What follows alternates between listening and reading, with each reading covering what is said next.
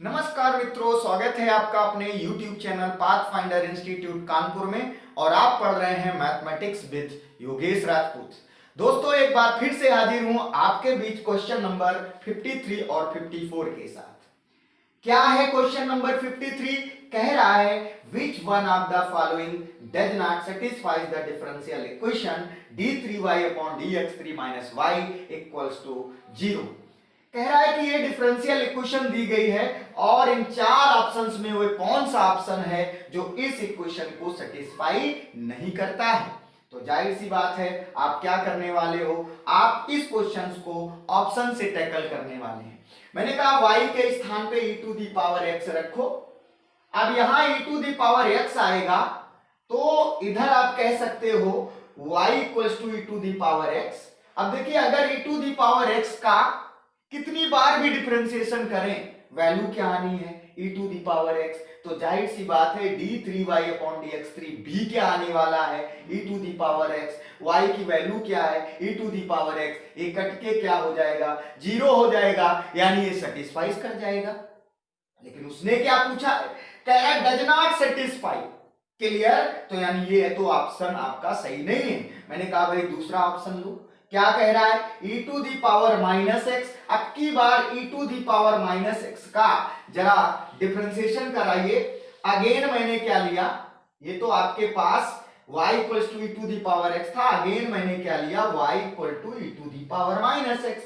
जरा बेटा इसका डिफरेंशिएशन कराओ, dy बाई dx कितना मिलेगा, माइनस एक्स मिलेगा। दोबारा से कराओ, कितना मिलने वाला है बोलो। आप कह देंगे सर जी अब की बार e to the power minus x. एक बार फिर से डिफरेंशिएशन कराओ, d3y upon dx3 equals to क्या मिलेगा, minus e to the power minus x. आ गया।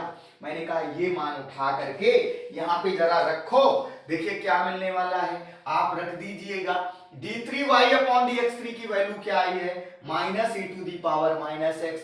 y की वैल्यू आपने क्या रखी है, e to the power minus x. तो minus e to the power minus x equals to क्या 0 बन रहा है, नहीं बन पाएगा, तो डज नॉट इक्वल टू 0 हो जाएगा। यानी इस डिफरेंशियल इक्वेशन को y equal to e to the power minus x satisfy नहीं कर रहा है। तो सीधी सी बात है, आपका कौन सा ऑप्शन सही होने वाला है। आप बोल देंगे sir ji B is the right answer. आगे जाने की जरूरत ही नहीं है क्योंकि आपका एक ही ऑप्शन सही होता है। चलिए आगे बढ़ जाते हैं। क्वेश्चन नंबर 54 नंबर देखिए क्या कह रहा है। बहुत बेहतरीन क्वेश्चन आपके सामने लिखा गया। क्या कह रहा है, the solution of the differential equation d2x upon dt2 minus 3dx upon dt plus 2x equals to 0 where t equal to 0, x equal to 0 and dx upon dt equal to 0। कह रहा है ये डिफरेंशियल इक्वेशन दी गई है और इस differential equation का solution क्या होगा। जबकि उसने कहा है t बराबर 0 है तो x बराबर 0 है और dx बाई dt का भी मान 0 है। तो क्या इसका सलूशन होने वाला है। तो आप लोग कैसे करने वाले हैं, चलिए करते हैं इस क्वेश्चंस को। तो मैंने कहा भाई इसको करने के लिए मैं इसको साफ कर देता हूं। आप लोग इसको नोट कर चुके होंगे, इधर किए दे रहा हूं। तो देखिएगा क्या मिलने वाला है।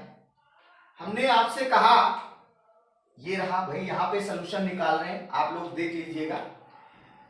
ये दिया गया है d2x upon dt2 minus 3dx upon dt plus 2x बराबर 0। हम इसको स्टैंडर्ड फॉर्म में लिख लें ऐसे करके। आपने बीएससी की क्लासेस में पढ़ा था। इसको हम लोग क्या लिख सकते हैं, d square minus 3d plus 2 और इंटू एक्स बराबर क्या लिख सकते हो, 0 लिख सकते हो। बोलो भाई, आप पक्का लिख सकते हो। अब देखिए इसकी ऑक्सिलरी इक्वेशन बनाओ। तो यहाँ पे ऑक्सिलरी इक्वेशन क्या बनेगी, आप देख पा रहे हो। ऑक्सिलरी के लिए आपने पढ़ा था d के स्थान पे m रख दिया जाता है। तो ऑक्सिलरी इक्वेशन क्या बनेगी, m square minus 3m plus 2 बराबर 0। ऑक्सिलरी इक्वेशन के लिए क्या किया जाता है, मैं फिर कह रहा हूं, d के स्थान पे क्या रखा जाता है, m। जरा बेटा इसको सॉल्व करो तो कितना मिल जाएगा। आप कह देंगे sir ji m square minus 2m minus m plus 2 equals to 0। आ जाएगा। जरा इसमें कॉमन लो तो इसमें देखिए क्या कॉमन है, m माइनस टू, इधर क्या कॉमन है -1 m minus two equals to 0। Clear. Again क्या कॉमन नजर आ रहा है उसको भी आप लिख लो। चलिए मैं इधर कर देता हूं, देखते रहिएगा, आपकी निगाह स्क्रीन पे होनी चाहिए कि क्या हो रहा है। m माइनस टू यहाँ पे आप कॉमन ले लो तो यहाँ पे देखिए m माइनस टू जब आप कॉमन ले लेंगे तो अंदर कितना बचेगा, m minus one equals to 0 आ जाएगा ना, पक्का आने वाला है। अब देखिए इसके कितने रूट निकल आए, बोले m बराबर 2 और m बराबर 1 आ गया ना। इतनी बात तो समझ में आ गई होगी।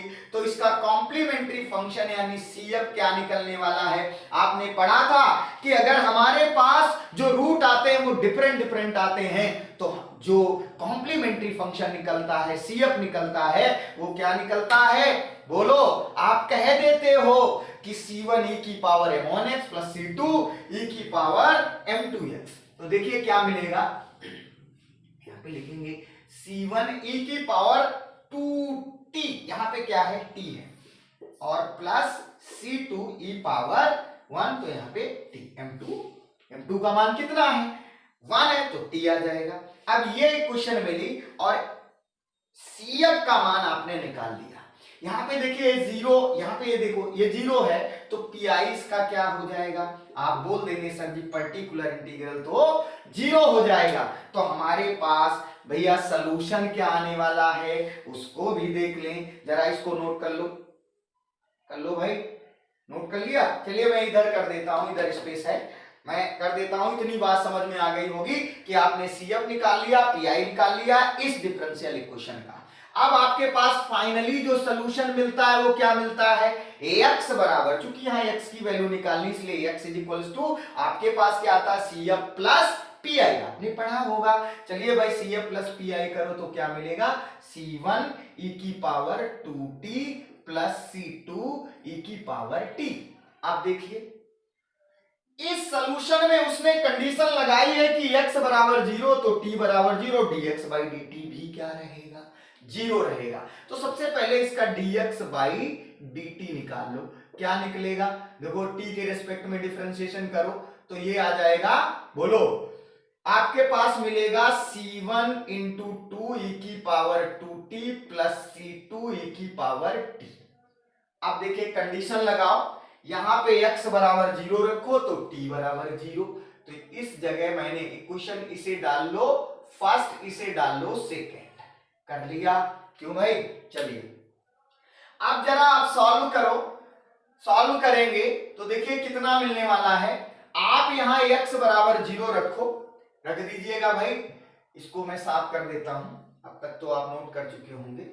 तो देखिए क्या मिलेगा, यहां पे x बराबर 0 है और t बराबर 0, जरा रखो x बराबर 0 तो ये 0 हो जाएगा और t इक्वल टू 0 तो ये C1 प्लस C2, क्योंकि e की पावर 0 1 होता है, e की पावर 0 भी 1 होता है। जाहिर सी बात है ये क्वेश्चन आ गई थर्ड। अभी आपने dx बाई dt को भी क्या बोला है, 0 बोला है, तो ये बराबर किसके हो जाएगा, 2C1 plus C2। Equation number fourth, जरा बेटा इनको सॉल्व करो। सॉल्व करने के बाद देखिए क्या मिलने वाला है, आप इनको सॉल्व करोगे तो डायरेक्ट आप क्या कर दीजिएगा, इनको सब्सट्रैक्ट कर दीजिएगा, ये कट जाएंगे, ये माइनस C1 बराबर 0 या C1 कितना आ जाएगा 0। अब C1 0 है तो किसी भी इक्वेशन में वैल्यू रख दो, तो C2 भी देखिएगा कितना मिल रहा है, आप कह रहे हो कि 0 मिल रहा है। C1 और C2 के मान क्या आ गए 0, तो सॉल्यूशन क्या निकल के आ गया, आप बताइएगा सॉल्यूशन क्या निकल के आ गया। मैंने कहा भाई कुछ नहीं, आप C1 C2 के मान इक्वेशन नंबर फर्स्ट में रख दो, तो x इज इक्वल्स टू, देखिए C1 C2 दोनों 0 हैं, वैल्यू क्या आ गई x इक्वल टू 0। कौन सा ऑप्शन सही मिलने वाला है, आप अपने क्वेश्चन नंबर 54 में देखो कौन सा ऑप्शन सही है, C is the right answer, जो कि आपका सॉल्यूशन निकल रहा है इस डिफरेंशियल इक्वेशन का। बहुत आसान था, बशर्ते आपको कॉन्सेप्ट आना चाहिए। कॉन्सेप्ट क्या था, आपने कह दिया कि सर जी इसको स्टैंडर्ड फॉर्म में लिखा और इसका ऑक्सिलरी क्वेश्चन बना के रूट निकाल लिया, उससे हमने सीएफ निकाला, इसके बाद पीआई निकाला, देखा पीआई 0 है, तो हमारे पास दो इक्वेशंस मिलती हैं। कैसे? क्योंकि एक तो सॉल्यूशन की मिल गई और दूसरी dx/dt कंडीशन दी थी, इसलिए हमने निकाल ली। अब मैंने कंडीशन के अकॉर्डिंग सॉल्व किया, दो इक्वेशन फिर से मिली C1 और C2 के रूप में, उनको सॉल्व किया, आपके पास C1 और C2 के मान निकल आए। ये C1 C2 के मान कहां पे उठा के रख दीजिएगा, जो आपका सोल्यूशन निकला था। सोल्यूशन कौन सा था? इक्वेशन नंबर फर्स्ट, आपके पास फाइनली सोल्यूशन मिल जाता है क्या, x = 0, जो कि कहां मैच करता है, ऑप्शन नंबर सी में। That is the right answer. Bye bye, मिलते हैं आगे वाले।